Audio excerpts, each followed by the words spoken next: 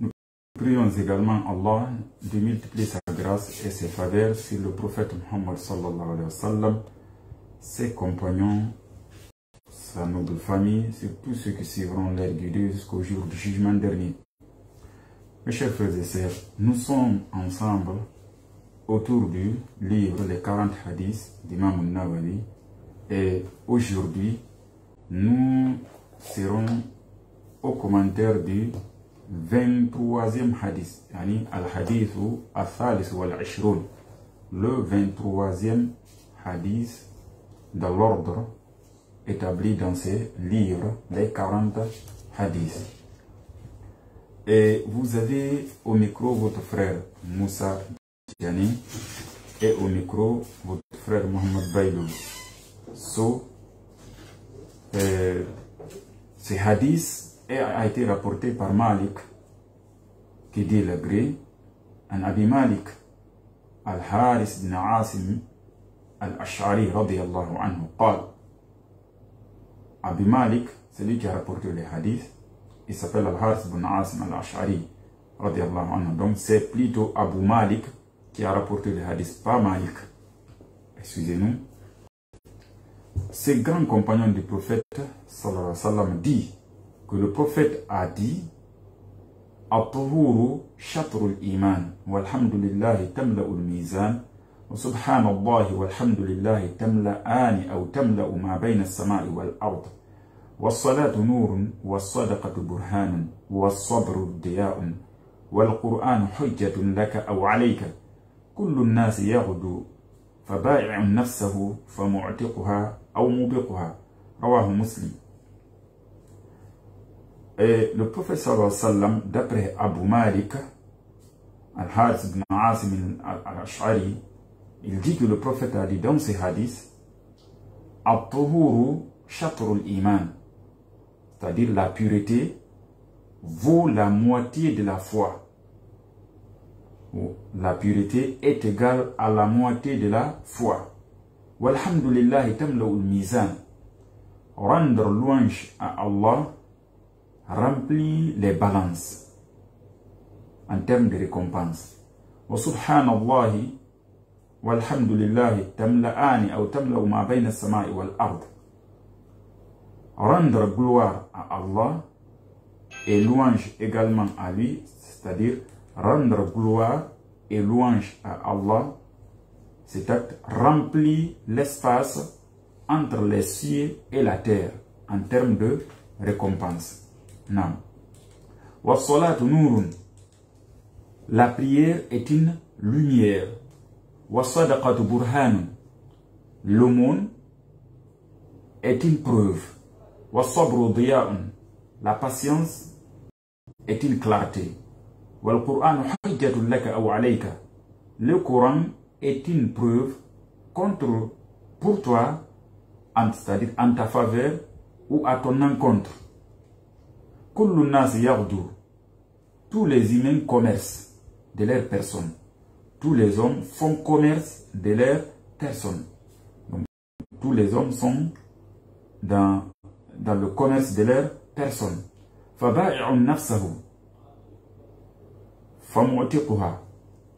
Il en est qui affranchissent leurs âmes, donc qui libèrent leurs âmes, qui sauvent leurs âmes de la perdition. Il en est d'autres qui enfouissent leurs âmes dans la perdition. On reprend le hadith. Abu Malik al-Haris ibn Asim al-Ash'ari radiyallahu anhu قال dit قال رسول الله صلى الله عليه وسلم, le prophète d'Allah, excusez-moi, le prophète d'Allah a dit, le messager d'Allah a dit At-tuhuru shatrul iman, la pureté est égale à la moitié de la foi.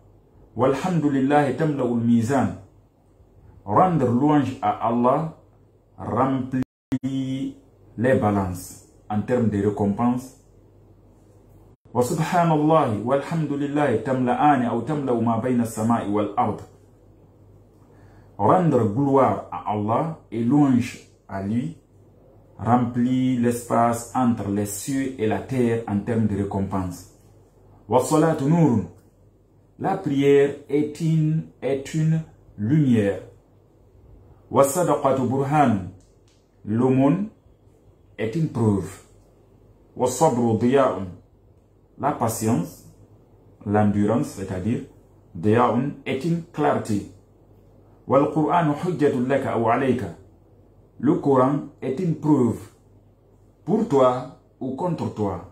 C'est-à-dire c'est une preuve en ta faveur ou en ta défaveur. Kullu nasi yaghdu faba'i'un nafsa. Tous les humains font commerce de leur personne.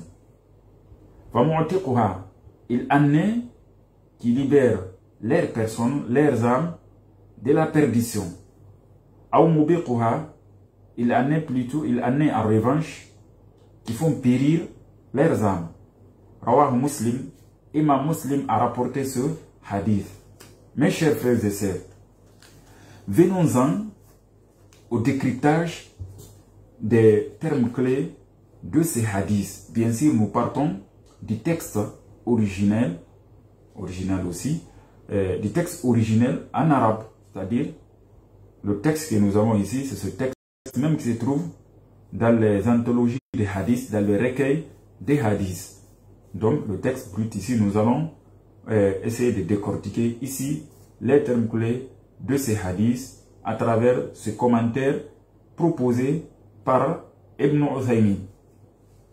At-tuhuru shatrul iman.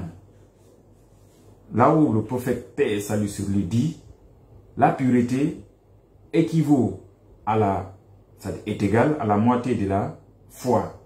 Ça veut dire la moitié de la foi. وذلك أن الإيمان كما يقولون تخلية وتحلية.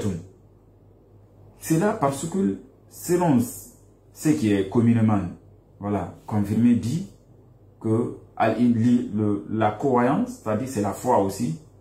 La foi est une délibération, mais c'est une délibération, mais aussi c'est un embellissement. C'est-à-dire, la foi est un abandon, mais aussi un embellissement. At-takhliyatu bit-tuhur. Cela veut dire que la foi consiste à se purifier des mauvaises actions. Wat-tahliyatu bi-fi'li at-ta'at. Et s'orner, s'embellir à travers des bonnes actions. Certaines, de façon très vulgaire, c'est comme ça, ils reprennent, ils expliquent le concept de la foi. فوجه كون الطهور شطر الإيمان أن الإيمان إما فعل وإما ترك. Parce que la foi, c'est-à-dire la croyance, c'est soit une action, c'est soit le fait de faire ou bien le fait de ne pas faire. Donc la foi, c'est l'agir ou le non-agir. C'est ça le foi. Donc le non-agir, c'est une purification. Par exemple, le fait de boire du vin, le musulman est demandé de ne pas agir, c'est-à-dire de ne pas consommer du vin, de ne pas commettre de l'adultère, de ne pas faire de la fornication. Donc, le fait d'abandonner cela, ça veut dire que on se purifie. Nous sommes dans une purification de notre corps, de notre âme. C'est en cela que, la foi consiste à la purification aussi. Car la purification, dans ce sens, est égale à l'abandon. C'est-à-dire abandonner les mauvaises actions. Voilà. C'est pour cela il est dit que la foi consiste en l'abandon ou en l'action. Et en l'action, ça veut dire c'est l'agir, mais c'est aussi le non-agir, la foi. Donc le fait d'abandonner les mauvaises actions, c'est une purification. Voilà. Et maintenant, le fait d'agir, ça maintenant, consiste à s'embellir à travers les bonnes actions. Voilà. On comprend pourquoi la foi donc est égale à la moitié, non, la pureté est égale à la moitié de la foi. Et la pureté vaut la moitié de la foi. Pourquoi? Car la foi est en deux parties. Une première partie consiste en l'abandon des mauvaises actions et la deuxième partie réside dans le fait de faire les bonnes actions. On comprend là alors la pureté, yani at-tahur shatrul iman, la pureté vaut la moitié de la foi. Mes chers frères et sœurs, shatrul iman, toujours nous sommes avec le même, d'abord, le même terme, donc la même locution verbale d'abord, le même segment verbal, shatrul iman, la moitié de la foi. Yani, ça veut dire, il a été dit dans ce sens, il s'agit de se priver, de se tenir à l'écart du shirk, de l'associationnisme, de l'idolâtrie. Car l'idolâtrie, l'associationnisme, c'est-à-dire à shirk, le fait d'associer à Allah autre chose, un autre être, c'est-à-dire considérer qu'il y a un être qui puisse agir comme Dieu agit, qui puisse faire comme Dieu, qui puisse créer comme Dieu, qui puisse protéger comme Dieu, qui puisse être adoré comme Dieu. Ça, c'est un shirk. Le shirk veut dire égaliser à Allah un autre être. C'est-à-dire associer à Allah un autre être, que ce soit dans l'action, dans l'adoration, dans les actions de Dieu, comme la création, dans l'adoration, le fait de prier, le fait de demander à Allah, implorer son secours. Dès qu'on implore le secours de notre être, on a fait le shirk. Dès qu'on cherche de la protection de la part de notre être, on a fait le shirk. Et ainsi de suite. Ou qu'on parte chez les charlatans, par exemple, ou bien c'est le géomancien, ou bien, en tout cas, c'est tout être qui se réclame d'avoir une certaine connaissance de l'avenir, de l'invisible. On le consulte dans le sens de comprendre notre avenir. On a fait le shirk, car seul Dieu maîtrise et connaît l'avenir. Donc, ça c'est du shirk, ça. Le shirk est une impureté. Pourquoi Dieu dit innamal mushrikuna najas? Les associationnistes, les mushrikines, les idolâtres sont impurs. فلهذا كان الطهور شطر الإيمان وهذا المعنى أحسن وعام والحمد لله تملأ الميزان. Allons-y maintenant à un autre terme de ces hadiths, là où le prophète paix salut sur lui dit walhamdulillah tamla'u al-mizan, rendre louange à Allah remplit les balances. Yani ça veut dire alhamdulillah, yani qawl al-qa'il alhamdulillah yamtali al-mizan biha. C'est-à-dire, ça veut dire lorsque nous disons, celui qui invoque Allah dit alhamdulillah, cela remplit ses balances les jours du jugement dernier en termes de récompense. Le fait de dire alhamdulillah. Les récompenses de cela sont tellement nombreuses que ça remplit, voilà, ça remplit les pesées, c'est-à-dire les balances les jours du jugement dernier. Ay al-mizan alladhi tuzanu bihi al-a'mal. Les balances ici, ce sont des balances qui servent à peser, voilà, à peser les actions le jour du jugement dernier. Ce sont ces balances, c'est de ces balances qu'il s'agit ici. Déduit dans le Coran, nous établirons le jour du jugement dernier les balances de l'équité, de la justice. Aucune âme ne sera lésée, l'injustice ne sera portée à aucune âme. Même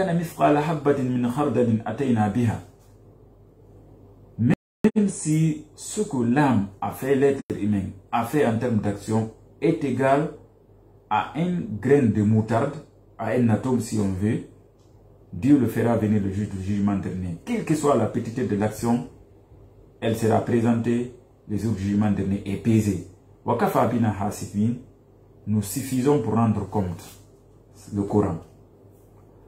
Wa subhanallah walhamdulillah. Rendre gloire à Allah et louange à Allah, cela aussi remplit l'espace, yani, ma bayna samai wal ard, l'espace entre les cieux et la terre en termes de récompense. Ce qui veut dire, quand vous dites Subhanallah wa alhamdulillah, celui qui prononce cela a tellement de récompenses qu'il a l'espace entre les cieux et la terre rempli de récompenses le jour du jugement dernier. L'équivalent. C'est un peu une image qui nous est donnée ici par le prophète paix et salut sur lui pour comprendre davantage les récompenses qu'on tire, les avantages dont nous pouvons bénéficier en nous cramponnant, en nous familiarisant aux invocations d'Allah Azza wa Jal, dont Subhanallah, Alhamdulillah, Wallahu Akbar. Ça a beaucoup d'importance. Subhanallah wa alhamdulillah, fiha nafi wa ithbat. Quand quelqu'un dit Subhanallah, il dit Walhamdulillah, là, qu'il le sache ou pas, il est face à une négation et une affirmation vis-à-vis de la personne d'Allah Azza wa Jal, des attributs de la personne d'Allah, de l'être de Dieu. An-nafi fi qawli Subhanallah. Quand vous dites Subhanallah, يعني هذا تنزيه لله عز وجل عن كل ما لا يليق به. Quand vous dites Subhanallah, ce qui veut dire vous avez nié à Dieu tout ce qui n'est pas compatible à son être, à son entité, à sa qualité. Quand l'être me dit Subhanallah, ça veut dire pureté à lui, gloire à lui. Ce qui veut dire Dieu est exempt de tout ce qui est incompatible à son statut.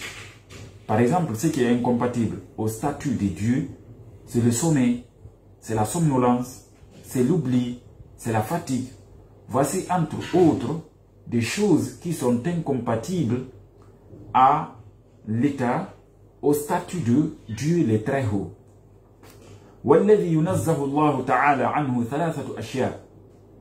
Les choses dont Dieu se tient exempt, c'est-à-dire les choses, les attributs, les qualités qui sont incompatibles à Dieu, à son statut, sont au nombre, peuvent être regroupées en trois catégories. Premièrement, sifatun naqs, ce sont les qualités de défaut.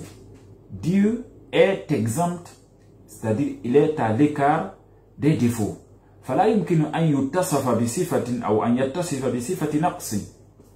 Dieu n'est jamais qualifiable de défaut. Dieu n'a pas de défaut. La deuxième catégorie des choses dont Dieu ne peut pas être qualifié, c'est an-naqs fi kamalihi. Voilà, c'est le manque dans sa perfection. C'est que Dieu n'a pas de manque dans sa perfection. Il est parfait. C'est l'être humain qui est imparfait. La perfection de Dieu est sans limite, n'a pas de défaut et ne souffre d'aucune limite, d'aucune diminution. Par exemple, quand Dieu dit qu'il connaît sans limite, il connaît toutes choses. Donc là, il n'y a pas de diminution, il n'y a pas de limite dans cette qualité qui est la connaissance d'Allah Azza wa Jal. Il n'y en a pas de limite, il y en a pas. Donc il est parfait dans la connaissance.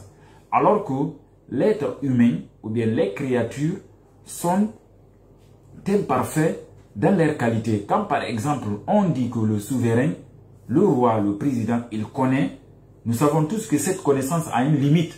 Car le président, là où il est assis, il ne sait pas ce qui se trouve, à moins que les vidéosurveillance ne lui montrent ou bien qu'on ne lui transporte par des moyens artificiels fabriqués. Mais à travers ses yeux, son état naturel, il ne sait pas ce qui se trouve sous sa chaise, qu'est-ce qui est dans l'antichambre, qu'est-ce qui est à l'intérieur du pays, qu'est-ce qui se fait au ministère, qu'est-ce qui se déroule dans les différentes directions. Le président n'en sait rien, sauf quand on les lui rapporte, ou bien qu'il arrive à utiliser des moyens sophistiqués et fabriqués à cet effet.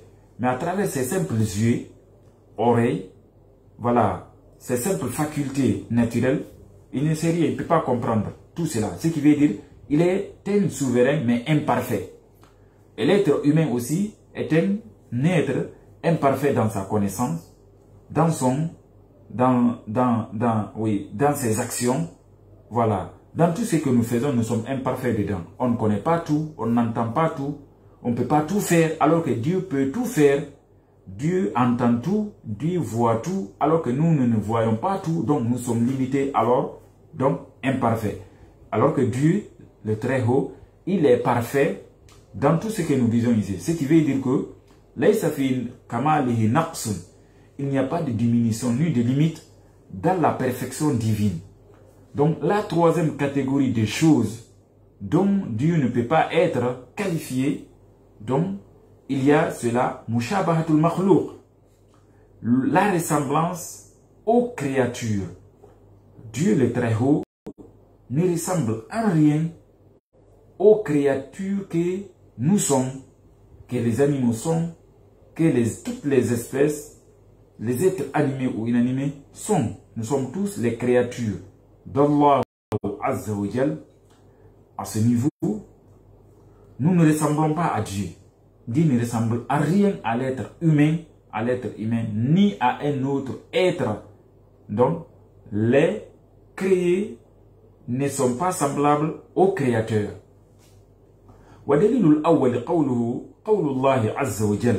La preuve de la première argumentation ici, c'est-à-dire le fait de dire que Dieu n'a pas de défaut, ça a une preuve dans le Coran. Ça ne relève pas seulement de la philosophie du commentateur. Non.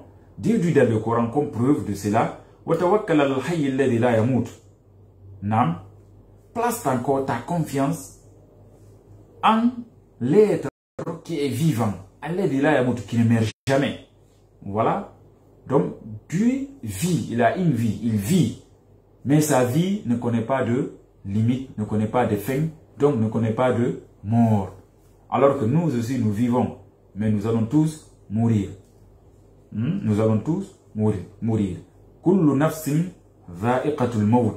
Chaque âme goûtera à la mort. Tous les êtres sont appelés à périr. Fanafa anhul mauta li'annahu naqsun.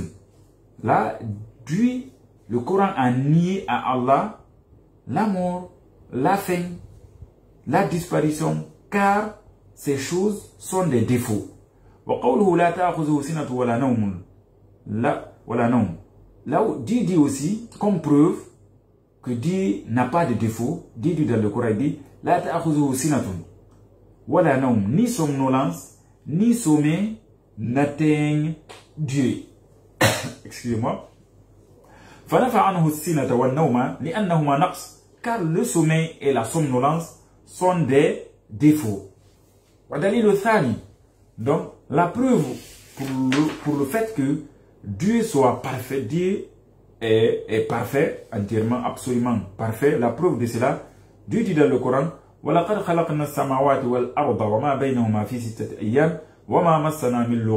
il dit certes, nous avons créé les cieux et la terre et ce qui se trouve entre les deux dans 6 jours. Ni fatigue, ni souffrance ne nous a atteint, ne nous ont atteint du moins. Et donc,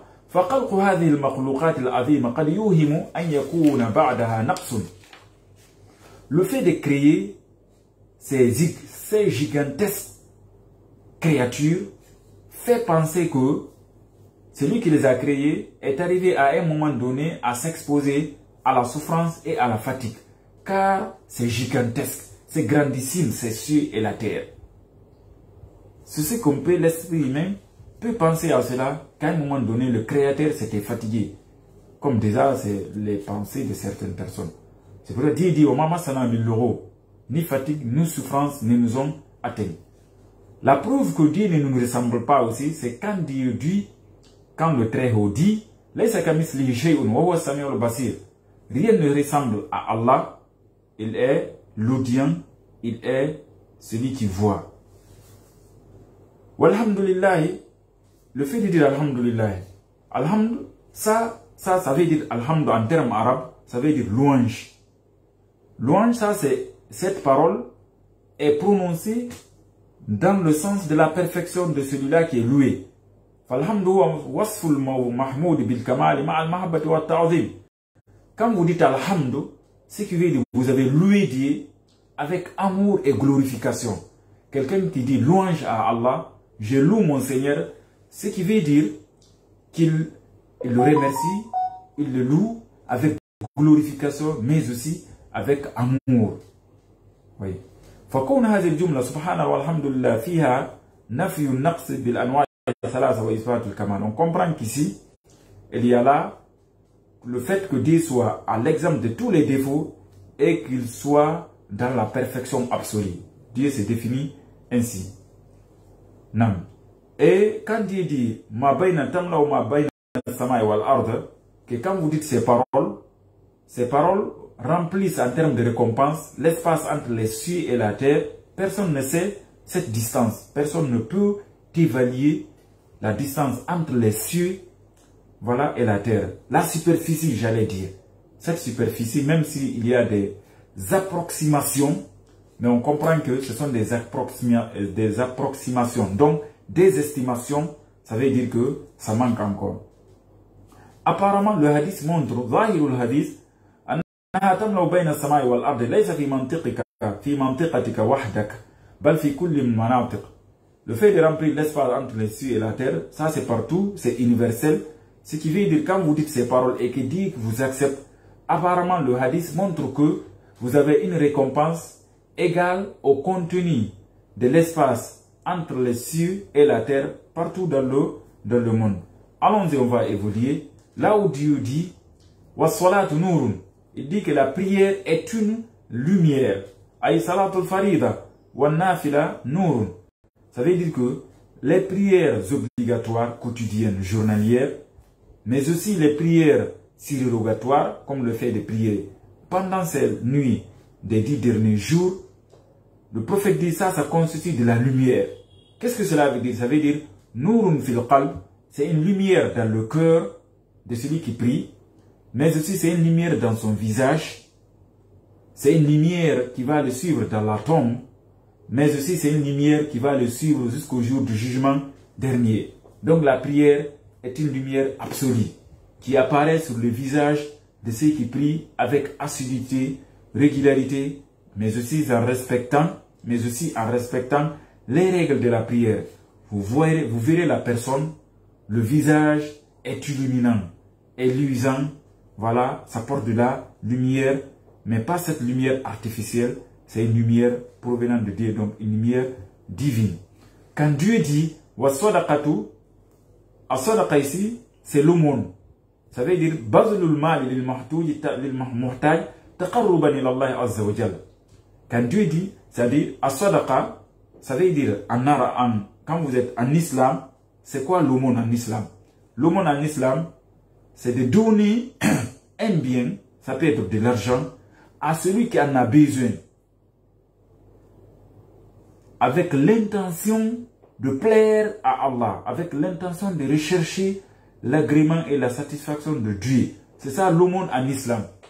Mais cette aumône qui est faite dans le sens de plaire à une autre personne, en islam, ce n'est pas accepté, donc ce n'est pas une aumône. Le hadith nous dit que l'aumône est une preuve, c'est-à-dire, as-sadaqatu burhan, l'aumône est une preuve. Qu'est-ce que cela veut dire? Ça veut dire dalilun ala sidq iman al-mutasaddiq. Ça veut dire que l'aumône est une preuve de la véracité de celui qui donne l'aumône, c'est-à-dire le sacrifice, celui qui fait acte de générosité, quand il donne de l'argent à quelqu'un, un bien à quelqu'un, une maison à quelqu'un, un véhicule à quelqu'un, de l'argent à quelqu'un, de nourriture à quelqu'un, c'est l'aumône. Celui qui fait l'aumône, le fait de donner l'aumône aux gens, ça, c'est une preuve de sa foi. C'est une preuve qui montre que cette personne a de la foi. Comment cela montre cela? Parce que les biens que nous détenons, on va dire par exemple l'argent, c'est une chose aimée. Et l'être humain, s'il donne une chose qu'il aime à une autre personne dans le sens de plaire à Dieu, ce qui veut dire qu'il le fait pour qu'il ait une autre récompense. Sinon, il ne se prive pas de ce bien. Quand je prends mon véhicule dans le sens de plaire à Dieu, vous prenez votre véhicule, vous donnez à quelqu'un pour plaire à Dieu, ce qui veut dire que vous avez de la foi. Sinon, vous n'allez pas le faire. Vous voulez avoir une autre récompense plus importante que ces simples véhicules. Donc, vous donnez. Donc, le fait de donner de l'aumône est une preuve de la véracité ou bien de la foi et de la croyance de celui qui donne l'aumône. Et le hadith continue en nous disant, As-sabru diya, la patience c'est une lumière. La patience c'est quoi? La patience en islam, l'endurance c'est-à-dire, en islam ça veut dire priver, ça veut dire tenir son âme, sa personne à l'écart des interdits et maintenir son âme, sa personne dans la réalisation des bonnes actions.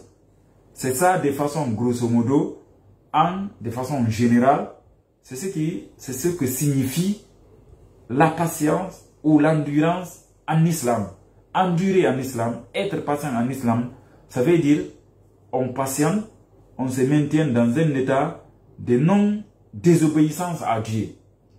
On tient son âme, on tient son corps dans un état dans un état où on ne désobéit pas à Dieu. Donc tenir son corps et son âme à l'écart des actes de désobéissance, mais maintenir son âme et son corps, sa personne, dans les actes dans les actes d'obéissance.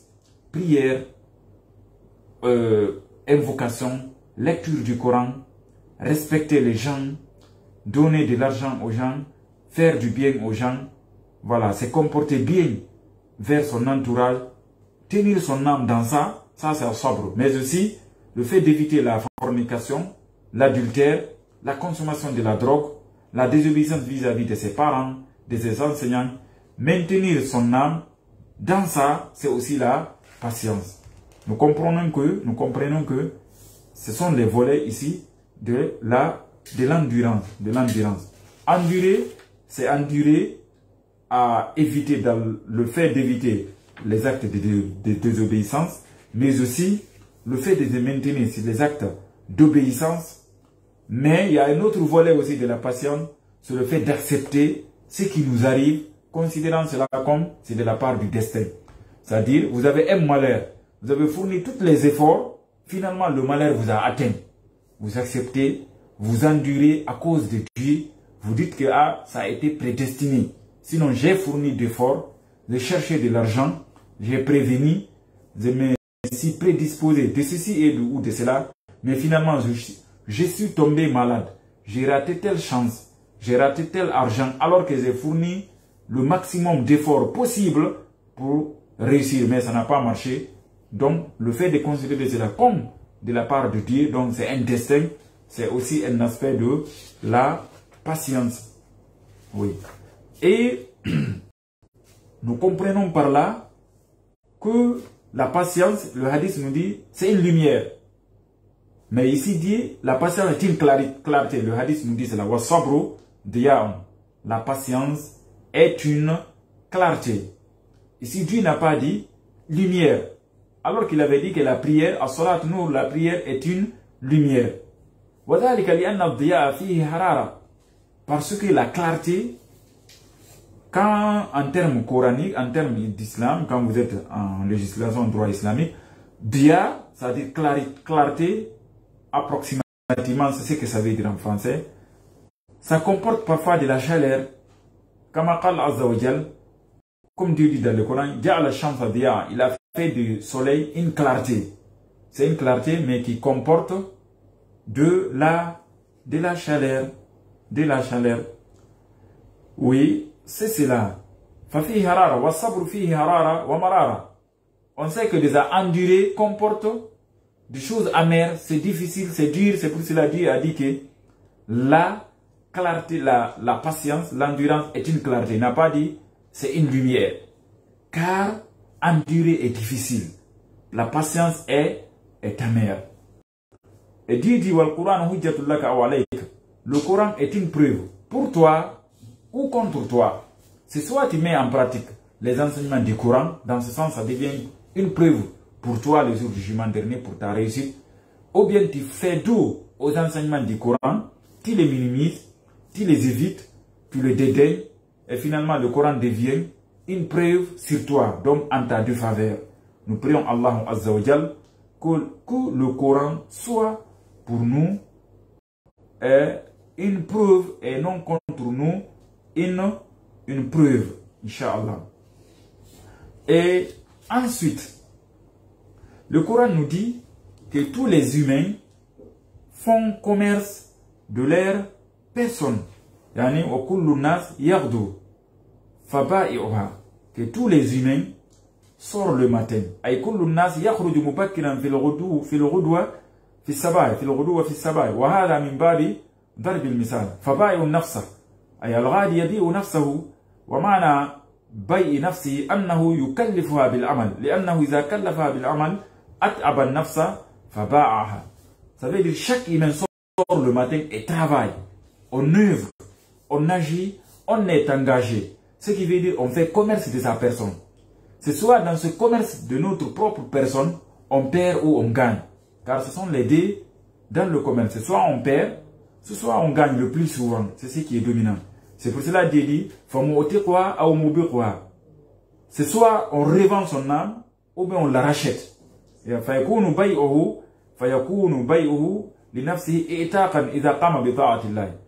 on affranchit son âme, on la rachète quand on fait ce que Dieu nous a recommandé sur terre. Donc on rachète notre âme, on la libère, on la sauve de l'enfer. Et le contraire, ou bien on la fait périr.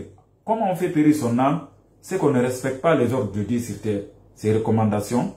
On fait des actes de désobéissance, l'adultère, la fornication, la consommation de la drogue, et ainsi de suite. Dans ce sens, ce commerce devient un commerce de perte. Un commerce où l'âme humaine est vendue à perte.